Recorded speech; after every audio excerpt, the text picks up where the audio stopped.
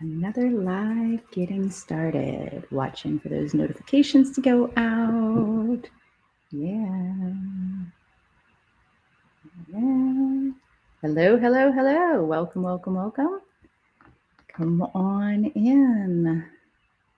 Just going to give all those notifications a few moments to get out so people can come on in, and then we will get started. Super excited about today's topic: sexual boundaries. Ooh la la. Okay. So strange, I haven't gotten my notifications yet. It usually doesn't take longer than a minute. Come on in. Huh.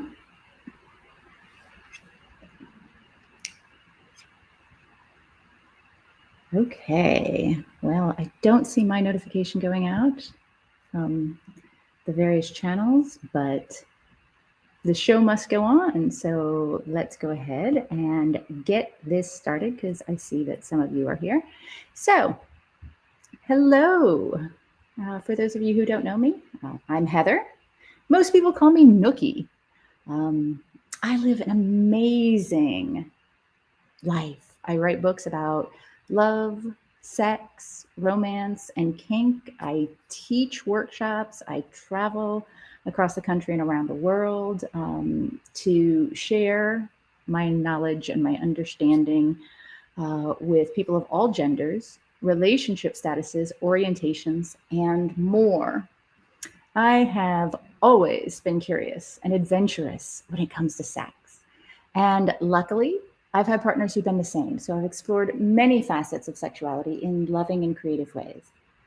All of my experiences thus far, in all of my 49 years, have led me to the belief that boundaries are the key to not only saving ourselves, but our relationships.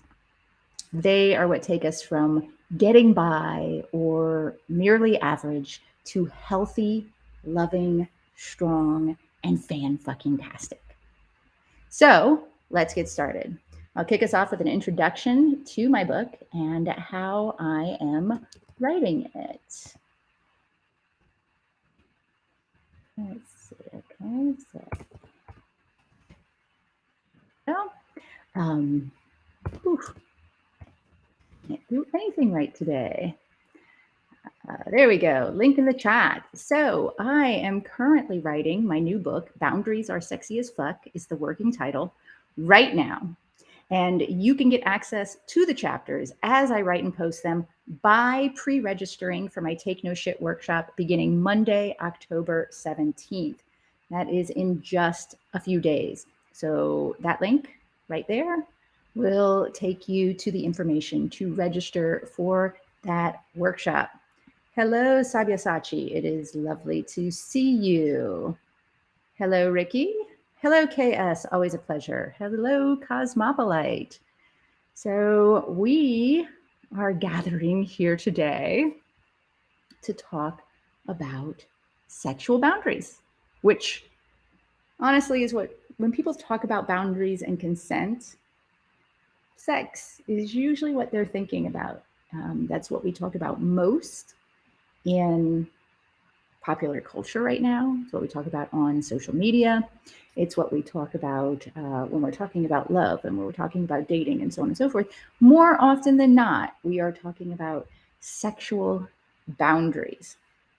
So you would think, right, that we probably know everything there is to know about sexual boundaries. Maybe, hopefully.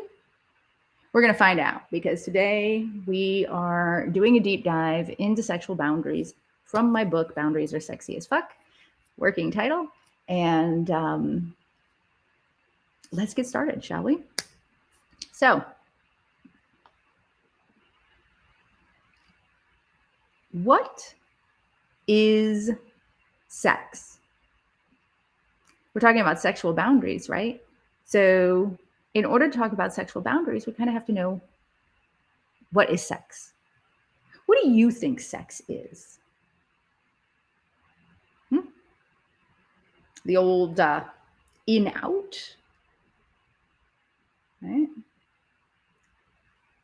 Is oral to genital stimulation sex? What about manual to genital stimulation? What about oral or manual stimulation of other erogenous zones that aren't genitals? What about kissing? Is kissing sex? Could be. Sometimes it is, maybe. Sometimes it isn't, right? Pleasure, fun. Ricky says it's an emotional release. So the challenge is when we're talking about sexual boundaries is how do we define sex? Because a kiss can sometimes be sex and a kiss will sometimes not be sex. How do we know the difference? Hello, Womanopolis. Lovely to see you. So, for the purposes of this discussion, Josh Thomas, let's cut it out with the hot, sweaty emoji, shall we? Not appropriate. Okay, so you're not going to do that, huh? Okay. There you go. Best to you, Josh. So Josh is now timed out for 5 minutes. We will see if Josh can come back and behave himself or not. Okay, so let's talk about what sex is, right? So sex can be kissing, sex can be hugging, sex can be touch, depending on the intentions of one or both people, right? And most of us, I would think that we know sex when we see it or we experience it, right? Womanopolis says, I believe that people's opinion on sex is very conservative. It can be, absolutely. Ugh, really, Josh Thomas? Wow. Again, here we go. Let's see. There we go. Oh, wow.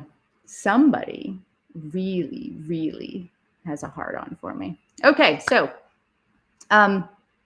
imagine that someone you're not attracted to sexually, for example, maybe someone who is the wrong gender or who has offended you or made you feel greatly or uncomfortable or unsafe, right? Now imagine that person in your mind, okay? Get them firmly in your mind. Imagine them kissing you. Ew, right? Not a good feeling. That right there, that is a sexual boundary. Simple, easy peasy. So what I'm going to suggest is that we move forward with the idea that anything involving physical intimacy between two partners can be sex and can represent a sexual boundary, not just intercourse. And sexual boundaries are not just what you don't want to do sexually. Sexual boundaries cover a variety of thoughts and feelings around intimacy. Hello, Sir Thomas. Lovely to see you. Womanopolis says sex and sexuality, big difference. KS, is dirty talk part of sex? It absolutely could be. Sure. I love dirty talk as part of sex and as part of leading up to sex. So sexual boundaries can cover Who are you sexually attracted to? Gender, personality type, etc. What do you get off on? Like, you don't have to share everything with everyone, right? How about not for me, thanks? The types of sex and sexual situations you don't want to experience in your life. What do you say? And how do you say it? KS, there you go. There's the terms that you use in sex, the sexual terms that you use and prefer, and ones that you'd rather avoid. So dirty talk could be a sexual preference. Either way, some people might really enjoy it and want that as part of their sexual experience. Others might say, absolutely no dirty talk. That is not for me. Sex on the brain, ideas, emotions, and identity around sexuality. The safety dance, keeping yourself as sexually safe as possible. And this could include things like STIs, kinky explorations, and beyond, right? And then tuning into a higher or lower frequency, because it's pretty normal for two people to have a lot of out of sync schedules in the course of their relationship, at least some of the time.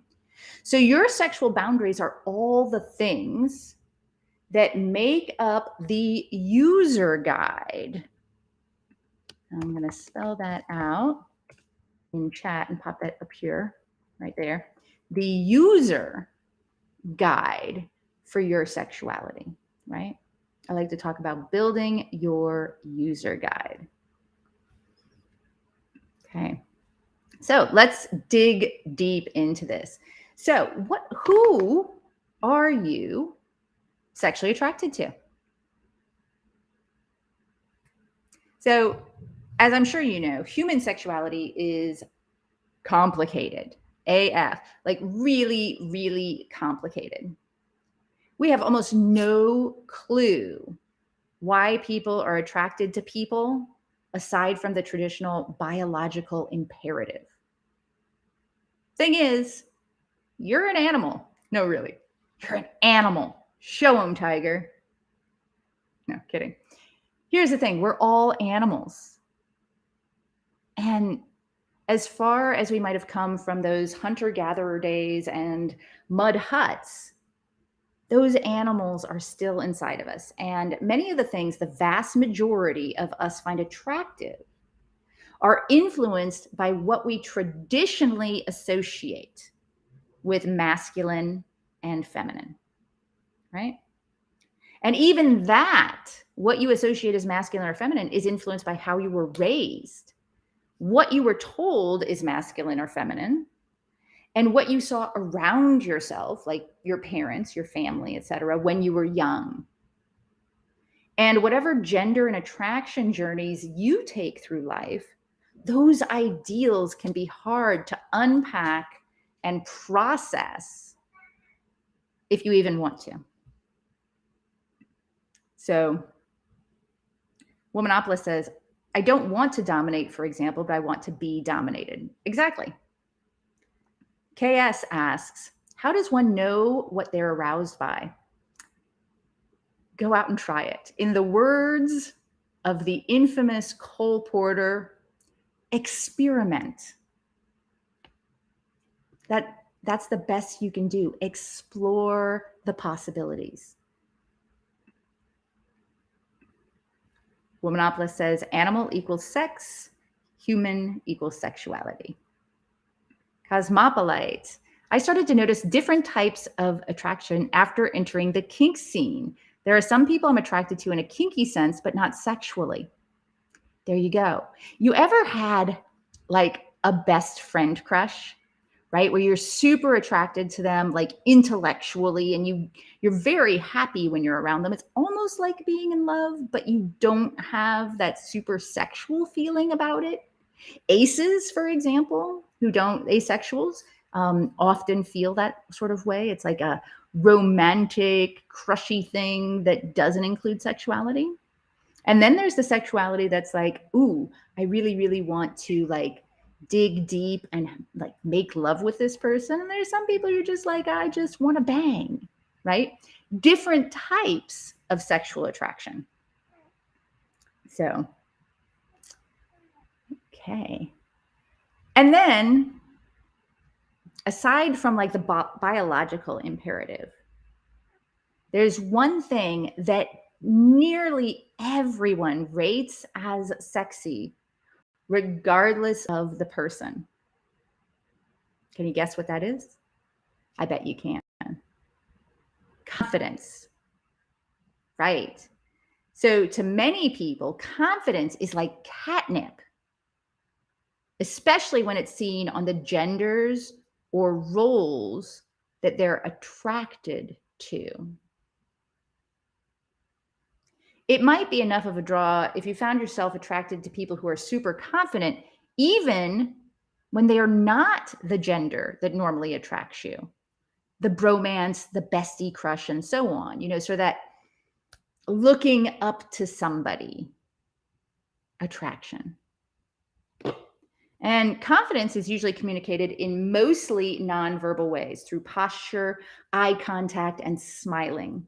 It's not necessarily about traditional standards of physical attractiveness, but about people who enjoy who they are and are willing to make the most of it. We've been talking about this a lot with boundaries, haven't we? People who are authentic and open to being exactly who they are, regardless of the circumstances. It's a consistency sort of thing. And most people interpret that as confidence to be who you are, to do what you want to do. Boundaries, sexy as fuck. Boundaries, confidence, confidence, sexy. Yeah. There are a ton of factors in attraction, of course. That's what makes it super complicated. A few others include smell, hunger. If you're hungry, you're more likely to be attracted to certain types of people. Like with curvy girls are more attractive to people when they're hungry. Socioeconomic status. Our own attractiveness and how we view ourselves determines what we find attractive in other people. Fertility, aesthetics, intellectual connection, your mood, what imperfections you're drawn to or repelled by, emotional attachment. Sometimes being emotionally attached to somebody makes them far more sexually attractive than they would have been if you just saw them walking by on the street, right? And all of these things, every single one of it makes it that much more important that you feel comfortable maintaining your sexual boundaries with others. Because even you can rarely determine when you will be sexually attracted to other people, even if you have been in the past. Right? Womanopolis says, depends on the race, culture, and country. So now that's interesting because I'm not sure that for me anyway, attractiveness depends on race. I've been attracted to a wide variety of races. Culture, sure. I can definitely cop to the gap. There are some cultures, cultural behaviors and cultural beliefs, for example, that I absolutely do not agree with. And so those turn me off for sure. Country, I've been around a bit and people are attractive if they're attractive. It doesn't matter where I see them. Now, how you grow up in a country and what you're raised to, that can make a huge difference, obviously. So then what do you get off on? And this goes back to what KS was asking. How how do you know what you're into, right? The challenge is that a lot of people find that their desires and experiences with one person do not necessarily apply to another in exactly the same way. What a hassle, right? Like, that's insane. You can't rely on anything these days. That said, most people have sexual activities that they enjoy and are comfortable with, which is a great place to start when discussing sexual boundaries. The more your partner knows about what you might enjoy with them, the more likely they are to include those activities as part of your interactions, right? And it takes the sting out of the things you probably don't like as the conversation or the relationship progresses. But there's a catch, and KS nailed it. Before you can communicate what you do like sexually, you need to know what that is, right? So I've got a few questions for you to ask yourself or to think about or whatever. Do you want sex in your relationships? What types of touch do you prefer? Right? Do you like firm touches? Do you like soft touches? Do you like scratches and fingernails? Do you know? Are there types of sexual touch that you absolutely dislike? Hmm? Are there certain spots on your body, especially ones that people might not guess, that are highly erotic to you or turnoffs? Do you enjoy using accessories or toys with your sex?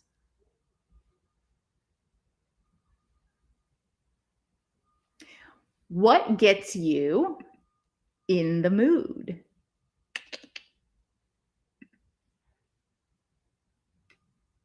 Do you prefer to have sex in specific locations or atmospheres?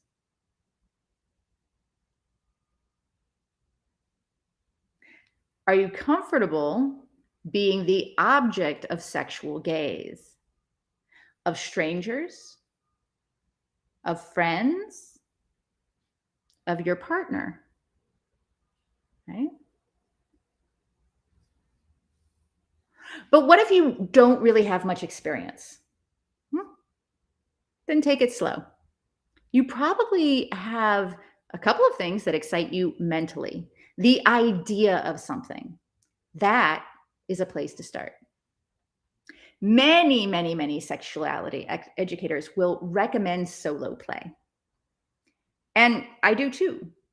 However, some people don't really like solo play, and that's okay too. But if you do, realize that solo play is not just masturbation, it's also about sensual touch and how you like to get ready for sexual activity. You could also try things like self spanking, self tying, like rope bondage, wax play, etc.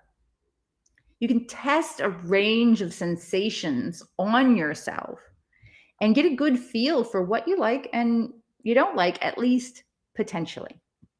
Because finding out what works for you and communicating that to your partner is a great place to begin. Roger says, finding the things that turns on my partner is half the fun. Oh, absolutely. Absolutely. 100%. I mean, there is a huge joy and co-creation to an experience where two people are able to like explore each other and come together and find out what makes each other tick, right? I think it's wonderful. For sure, Roger. Womanopolis says, a woman grabbed me with her nails from the ass, and it was a huge finding. Yeah, absolutely. I mean, sometimes you just like discover things. You're like, oh, I do like that, right? So, another side of sexual boundaries, what might you be willing to do for your partner? So, there's a difference between what you're willing to do generally, like, oh, hey, if somebody asks me what I want to do, I'm going to say this, and this, right? And what you're willing to do or to try under the right circumstances for or with your partner, right? So it's good to talk about what you might be willing to try and under what circumstances you'd be willing to move forward. Also, though, talk about what might stop that forward progress if you're not really feeling it. Like in kink or BDSM, we use a safe word. How would you stop that forward process and communicate this isn't working for me? Right? Cosmopolite says, it depends on the partner. Oh, sure. Absolutely. My partner of over 9 years, I absolutely adore him. I would be willing to try just about anything for him. He has blanket consent to engage with me in as many ways as he can dream of until I say no, thank you. But that's not true with everyone, right? There are some people that I don't feel like I could fully trust with my body and my desires. And so they are definitely more limited. So, Womanopolis, I think we are selfish in sex by not considering others' desires but oneself. I think you've said something like that before. And I would definitely say that that's true of many people. I do not, though, think it's generally true of the people that I know and engage with. And that might have something to do with boundaries. And the flip side of boundaries, ethics, right? Because I don't want to do things to anybody that they don't want. And I do want to do things to them that they do want. And so if we look at that from the perspective that we've talked about before of the sweet spot, right? This is what you want, and this is what I want. And then this little bit in the middle, this is the sweet spot. If we look at sex as an engagement where we are attempting to find the sweet spot, then I don't think we are being selfish. I think we are being collaborative. Now, that said, I also don't think selfish is necessarily a bad thing. I feel that wanting to have fulfilling and pleasurable sex is a valid desire. And I believe that having fulfilling and pleasurable sex with someone else includes their fulfillment and pleasure. So,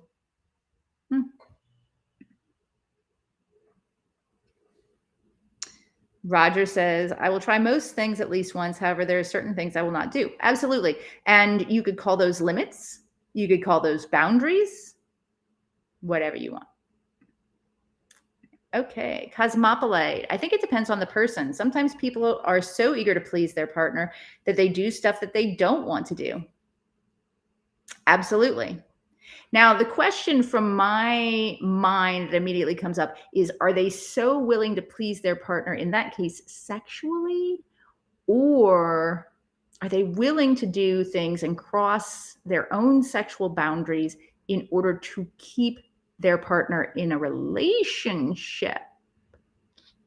Right? Because there's a lot of, well, if I do this, maybe they'll do that. And what is that called? We talked about it before. Covert contracts, right? If I give in here, maybe I'll get this over there. There's a joke that has gone around. It's sexist for sure, but there's a joke that goes around that men give love or romance in order to get sex, and women give sex in order to get love or romance. And while that is not universally true, I have seen those patterns play out, not necessarily gender to gender, but couple to couple, right? There's often in any given momentary couple, one person who maybe wants the physical connection and one person who wants the emotional connection, and they're giving those to each other to get what they want. And it's almost like they are trying to manipulate each other and work the system rather than collaborate to create something or to find partners that really, really work for them. What's your opinion on sex apps to find a right partner with the same taste in sex? So, not sure if you know, but I am the founder of a kinky and alternative lifestyle dating site called Dating Kinky. And I also have used various apps. I feel, generally speaking, that the apps are going to be only as good as you are, right? Like, no app is going to be the be all end all. I feel like if you're looking for a partner, if you're looking to connect with people, generally speaking, you need to put yourself out in as many different places as possible and make yourself findable and accessible. And I've got a whole book about the topic. You need to be authentic.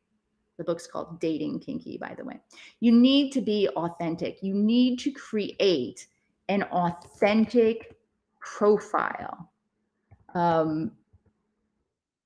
If you go in and you're just doing things like, I don't know, hitting up every single person that you could possibly find attractive by their picture alone, for example, and you're just copying and pasting like a million different things, then you're gonna end up not getting much good out of it at all, right? Like, it's just not going to do much for you. But if you go out and you post an advertisement, post your profile, and you're as authentic as possible, and then you connect with people as authentically and genuinely as possible, rather than, scattershotting every single picture you see, you're going to have a lot more luck. Also, though, have good boundaries.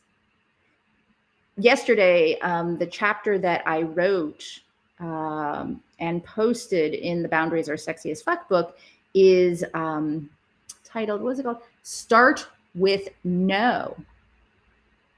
And the idea is that if you are going to be like on a dating site or whatever, you're going to need to be able to make very clear what you will and will not accept and what you are and are not looking for. Very, very key. Very, very key. Sabyasachi says, should we communicate first or should we discover what turns on about sex? I'm not sure I understand the question.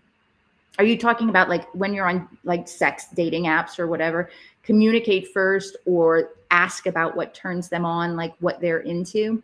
Because what I would suggest is when you are on any apps trying to make a connection, then make that connection as if you're mingling at a bar. Talk to anyone and everyone, because here's the thing.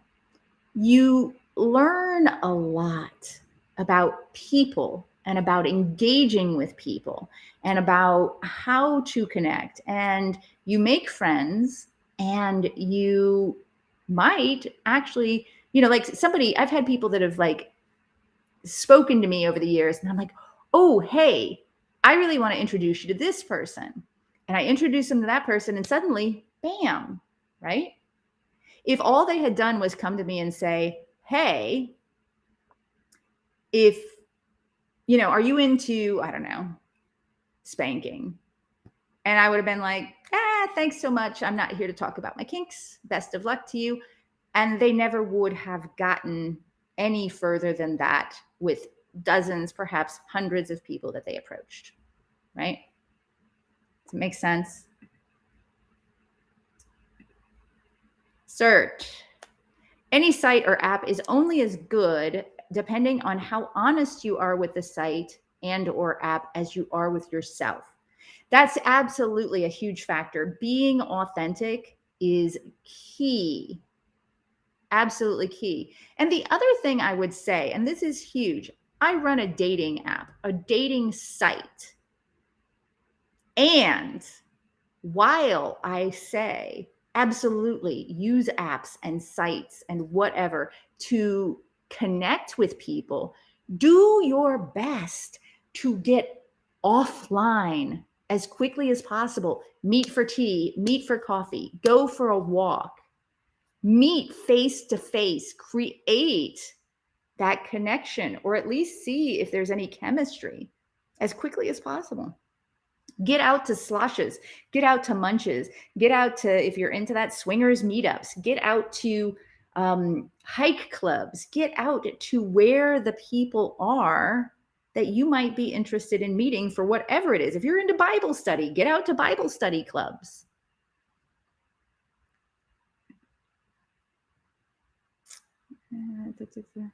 The problem is many people on those apps are only looking to get laid. Why is that a problem?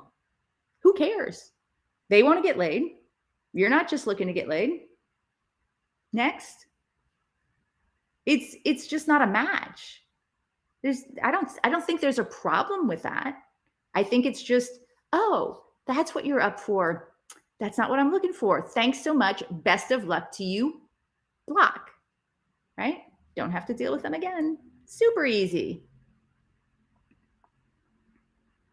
So you don't think sex apps are like calling for a pizza with personal taste?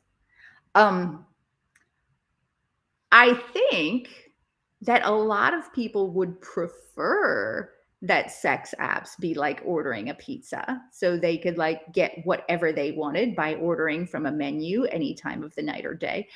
I don't think that's how they actually work. In fact, I'm positive that's not how they actually work. I can get a lot of sex. I've had a lot of sex in my life. I enjoy having sex. And for me, even though I love having sex, it still takes more than looking me up on an app and saying, hey, babe, would you like to have this kind of sex with these kind of toppings?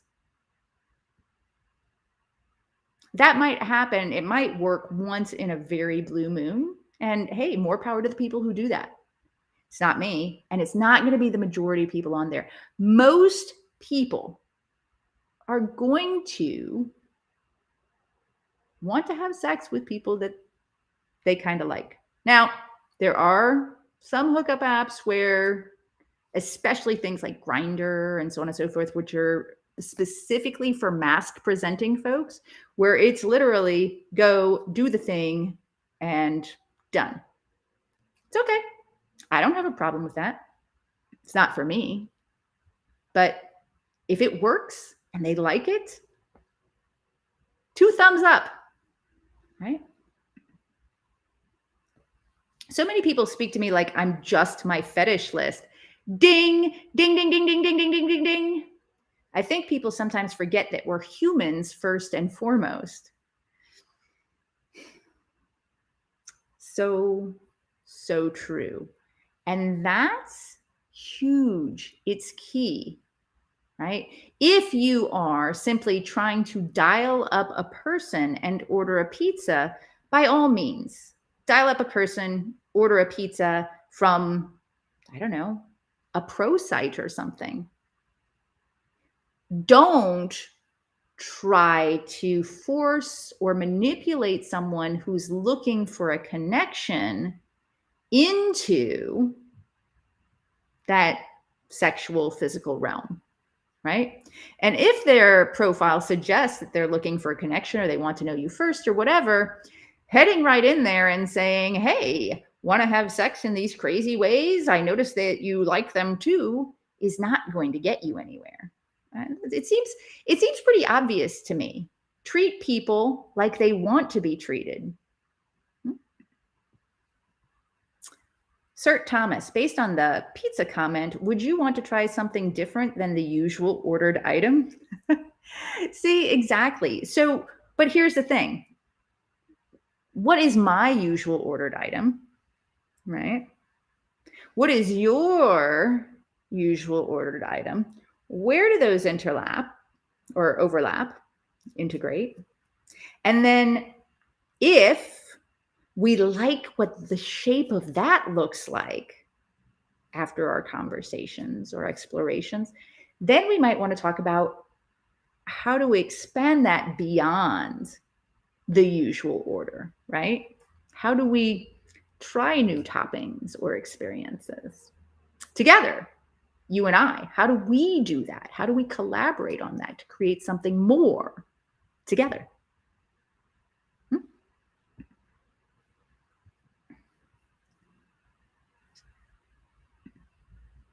Sabyasachi says, exactly. I feel I'm comfortable with people having a connection, chemistry first, then go to sex.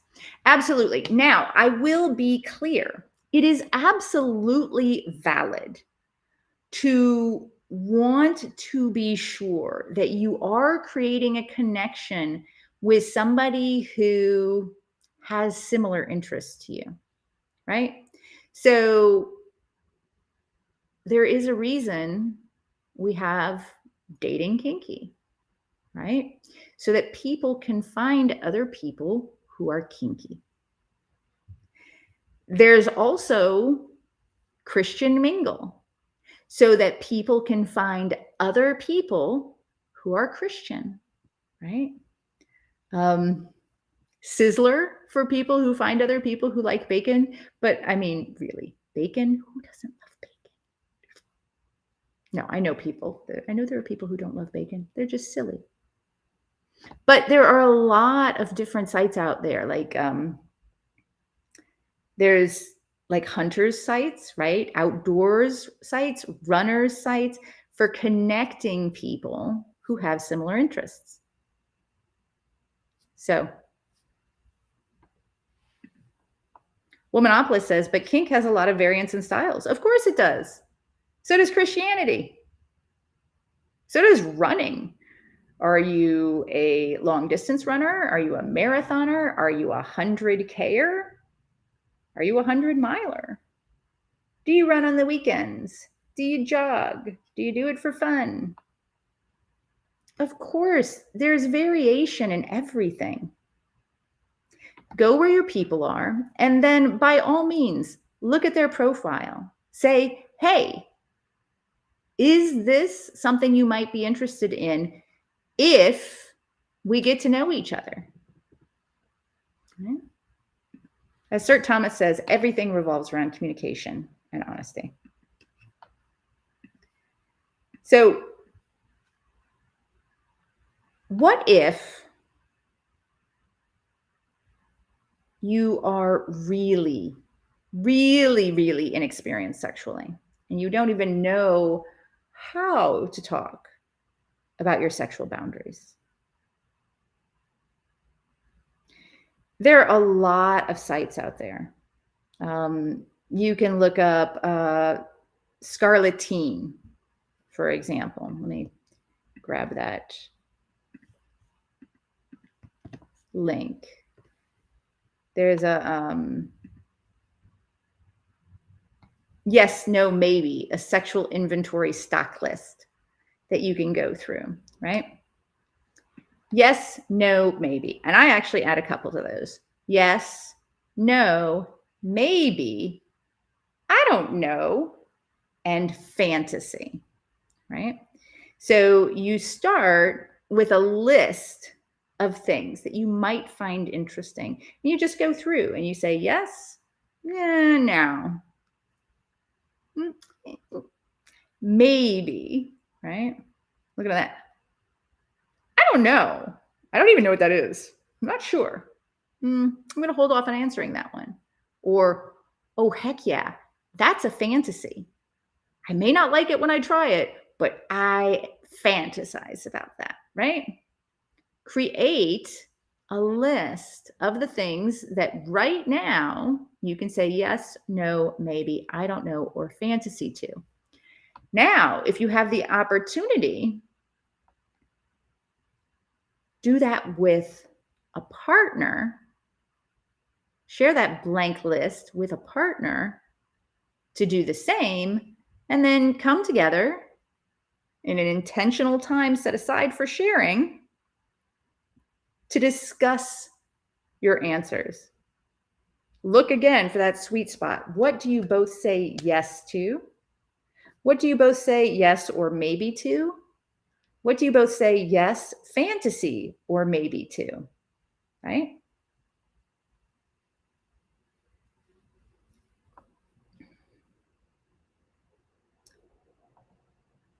What about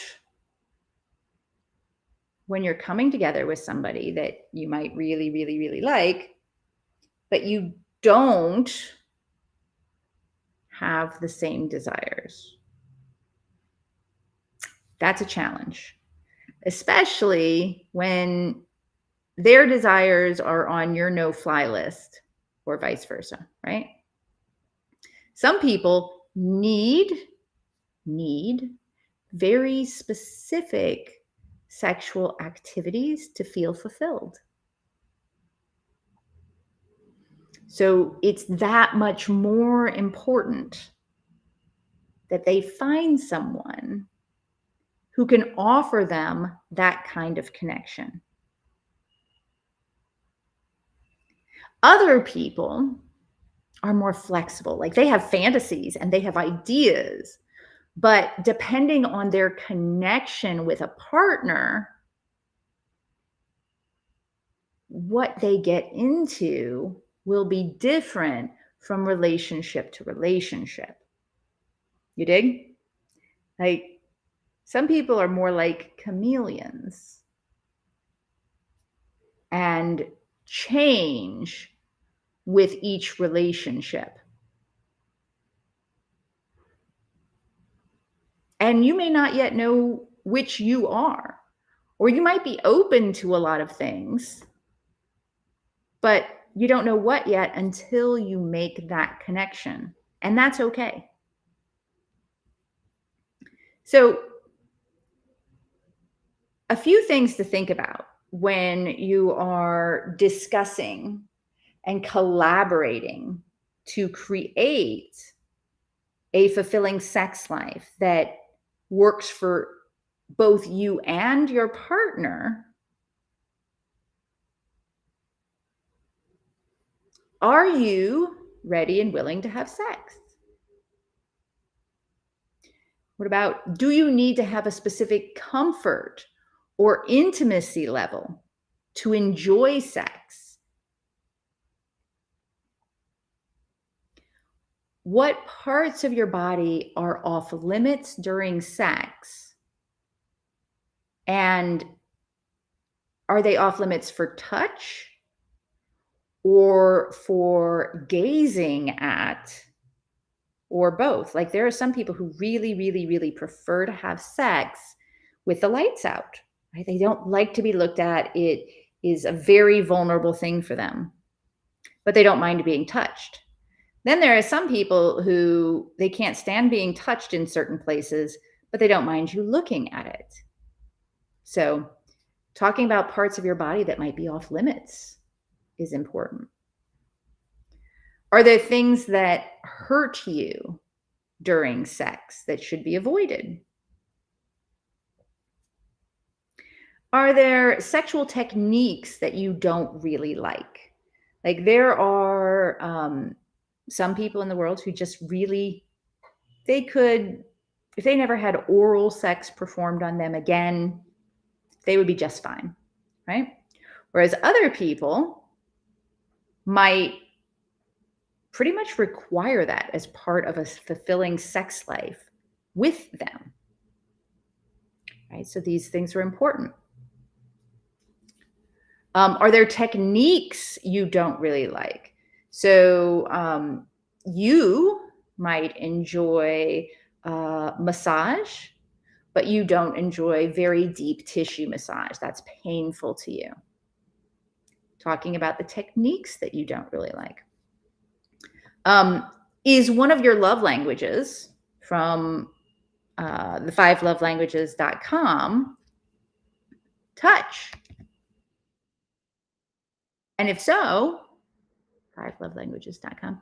If so, how does that affect how you experience sex or what it means to you? So if touch makes you feel loved, then do you generally experience more love and affection when you are physically intimate with somebody? Hmm? All of these things, every single one of these things, is important to understand. Now, we're coming up at the end of the hour for today, and I still have a lot more I can cover. So, what I'm going to do is I am going to do Ooh La La Sexual Boundaries Part 2, maybe 6 weeks from now or something like that, because we've got more that we can cover. And I'd really love to cover these for you and talk with you about them. Do we have any additional questions about sexual boundaries and the things that we have covered today so far? And while I'm waiting to see if you come up with those, I am going to tell you again about my book. So again, I'm Heather or Nookie, and I am currently writing my next book, working title, Boundaries Are Sexy as Fuck, live. I post a new chapter pretty much every weekday. Join me with this link right here by pre-registering for my Take No Shit workshop beginning next Monday, October 17th. Super excited about this. The book is very much a deep dive into boundaries, what they are, how they work. It's like this hour that we've just spent together times like 450. It's a lot of information about boundaries. The workshop here, though, it's more of a step-by-step, let me hold your hand and walk you through creating good boundaries. Like if you know you need to set better boundaries, and you're the type of person who works best with accountability and a support system, you're going to want to join me for this workshop. I guarantee it will change your life and give you what you need to build healthy, loving relationships, reduce drama and conflict, and to live your most authentic life. It's that simple. And you can get it for as little as $1 per week. Or if you really love what I'm doing and you want to support me, you can spend up to $4 per week. 4. It's a great deal. You definitely want to get in on this workshop if you can. But since there's no additional questions coming in, thank you. Thank you so very much, every single one of you, for joining me today. I hope you have an amazing day. And next Tuesday at noon Eastern. Let me just double check here. Let's see what I'm doing here. Next Tuesday at noon, I am talking about, do you put yourself first? And that's already been scheduled. It should be at whatever channel that you have subscribed to. You should get the notifications. And then next Thursday, 1 week from today at 2 p.m. Eastern, we're going to be talking about boundaries are not rejection, they are opportunity. So thank you so much to all of you. It is always a pleasure to see my familiar faces coming in here. It is a wonderful, wonderful day to have you with me. Thank you so much for bringing your questions and bringing your engagement. And I look forward to seeing you next week. Bye, y'all.